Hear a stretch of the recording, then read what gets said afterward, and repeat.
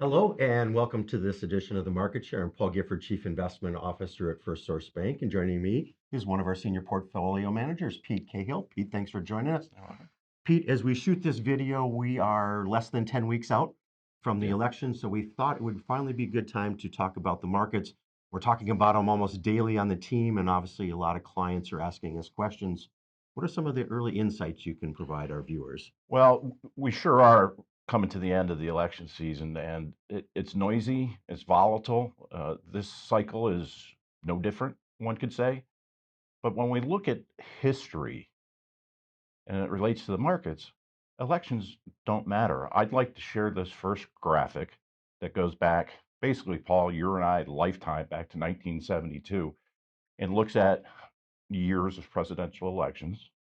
Red is when a Republican won. Blue is when a Democrat won.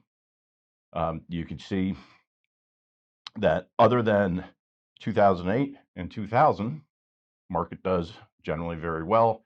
2000 and 2008 were not necessarily politically driven. It was a dot-com bust and the great financial crisis. So when clients express to us the notion or a question, should we sit this out?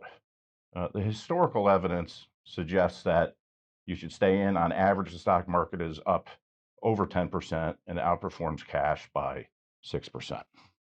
That's a lot of outperformance over those elections since 1972. Obviously, we know clients also have investments outside of stocks. What can you comment on more diversified portfolios? Yeah, so the typical investor is invested in something that's commonly referred to as a 60-40, which is a mixture of 60% stocks and 40% bonds. And what we did here is we went back all the way to 1860s to look at how the 60-40 performed. And you can see here on this graphic that there is no meaningful difference between how the 60-40 performs in a presidential election year versus the other 3 years. So stay focused on the long term. That's what we do, and just ride the noise and volatility out. Obviously, your first set of comments were around the presidential election, but clearly this is a broader election cycle. How does it look when you include the House and the Senate and the presidency? Yeah, well, so there are a lot of other elections going on. The entire United States House of Representatives is voted on November 5th, as are 34 United States senators and 13 governorships. And so what we've looked at here is over the last 100 years or so in this graphic, how does various balances of powers or mixtures of government lead to stock market behavior?